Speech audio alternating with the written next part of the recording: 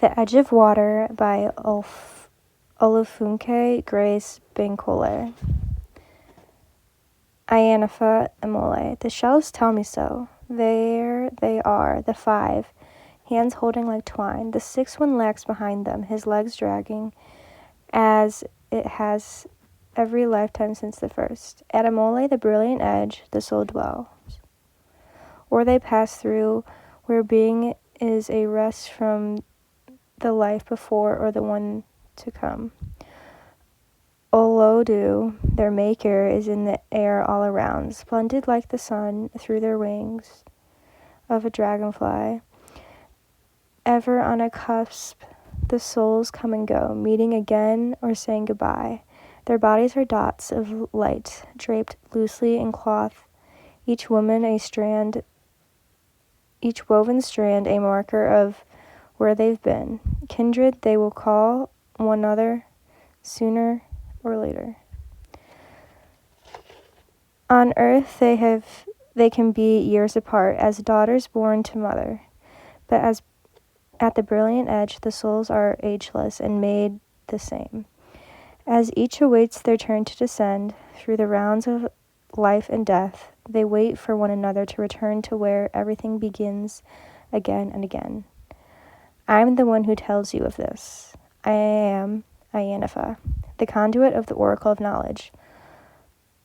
Orunmila, through him I see it all in every world, this one below where I reside and the one above where Olodu rules. The 6 have come with their questions. In turn, I have asked Orunmila to show me their lifetimes. I have tossed the Oeo in the sweat of my palms, praising the endurance of ancestors in my breath. In the shape of the shells landing, answers are divined. And that is why I can tell you, this time the order of things will be shaken. The souls will choose their own way, despite what the oracle has said. Waters will devastate the city of green, purple, and gold. A terrible sadness will drain into the yet unborn.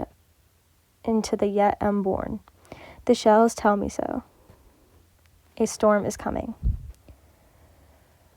Part 1. A line of dreaming women. Esther. Shells in the shape of a looking glass. Amina, we agreed to write letters, so I started one as soon as you left for America. Yoruba mothers cannot be the only ones who do this. To say to their children what should have been said years before, only when it is near too late. 50 is the age they say a woman is ready to tell who and where she has been. I'm 46, so I better begin. It was Joseph that I loved. Your father was not my first choice. It's difficult to tell this to a daughter, but you will come to understand.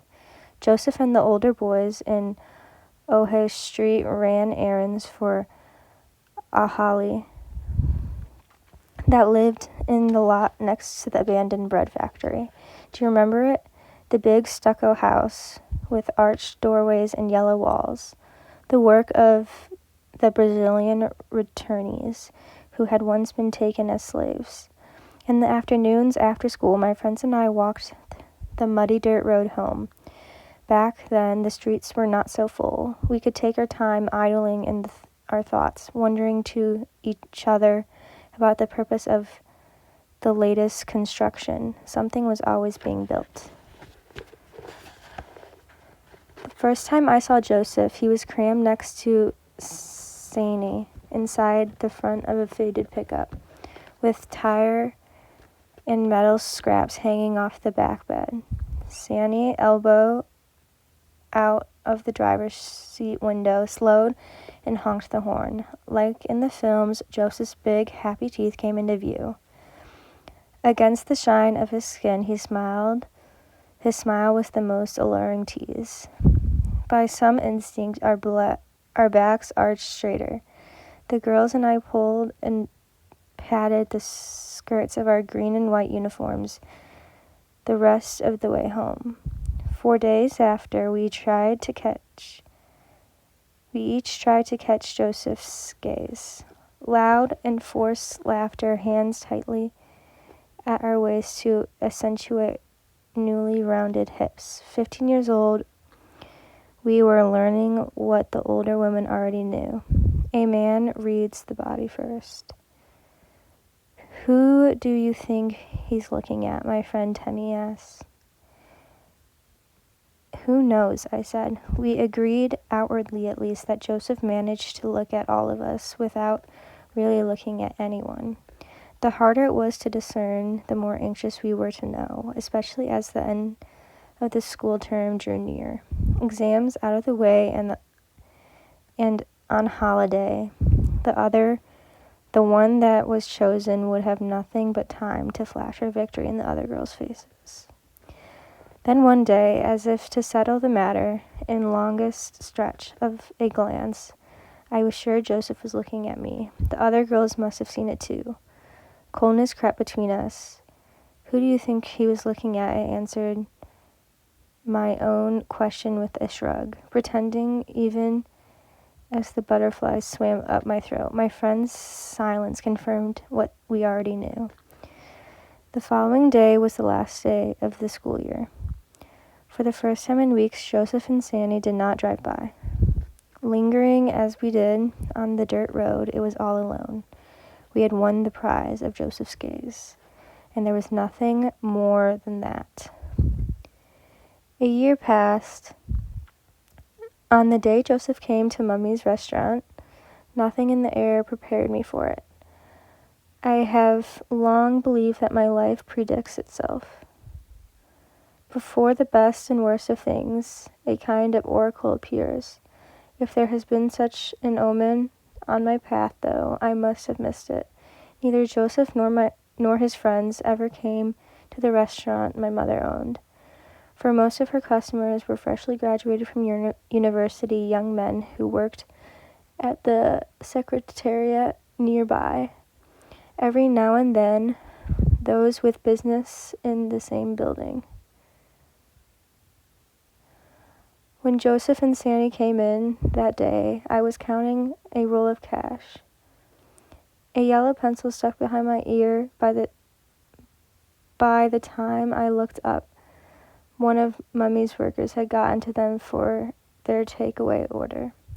I moved slowly, not convinced that one look a year ago had been meant for me, but Joseph's eyes at the beginning and end of all the things were already on me. Smiling, I felt the cracking of skin at the corners of my mouth. While Joseph and your father waited for their food, I walked over to offer them water. I wanted to be close to that aura of feeling, to find out if at least once in life, maybe twice, Amina, you will know for sure what a man feels for you. He can tell you about it. You can even analyze it with your friends, but nothing will affirm it more than the certainty that springs from him, from the pit of your own knowing. How's work for Allahai? I hear he's running a junkyard. I couldn't care less about the Allahai's business. A junkyard? Yes, Joseph waved those words behind him as if in a hurry to get some others. He reached for the pitcher I held, and our fingers touched. But it was Sani I saw for the first time. He rolled his eyes at the pitcher or our hands. I wasn't sure. He was no match for Joseph, but Sani, too, was handsome. His shoulders moved with ease that surely belonged to an older man. Our food's here. Sani pulled Joseph's elbow towards the door. The waitress handed them their bags, and they were on their way. I waited for Joseph to look back at me, and he did. But in the days that followed, more than Joseph's visit, more than the touch of our hands, I thought about your father. I was drawn to his confidence and troubled by it also, for reasons I did not know yet. 2 weeks later, Sani came back to the restaurant, alone. Sani, he introduced himself. Sani, what kind of name is that? I wanted to ask. It's Arabic. I would later learn. Esther, I replied. He moved in jerkily and stood too close. I tried not to look at his legs. He had the polio limp that so many had back then, before the vaccinations. Why don't I ever see you in the more interesting part of town? He asked. He folded his arms and looked around the restaurant. You would be around more people your own age. Later in the evening, he said, there was a party in the courtyard of that one music parlor. I knew the one. I prefer being alone, I thought. He put his hands on my shoulder, and as if in answer to my reluctance, he said, Joseph will be there too. That was all he said. I promised to gather up my friends and take the bus to the other side of the city. Ah, yes, bring your friends. Sani's eyes sparked with the light of a man with plans. The Danfo was late, as usual.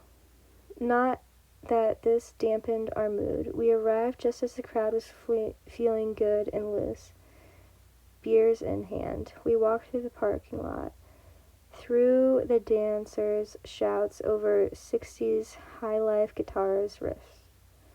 Sani waved us over. He wore a tight polyester shirt, unbuttoned too far down. I think he's trying to seduce you, Temmie whispered behind my neck as she walked away toward the music.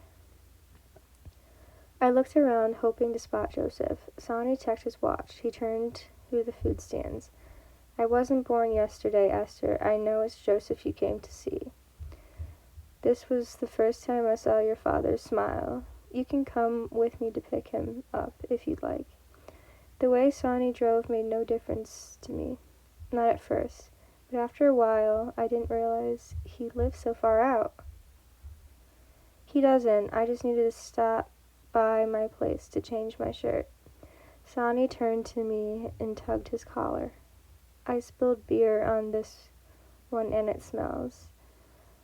I knew then that wherever we were going had nothing to do with beer on his shirt.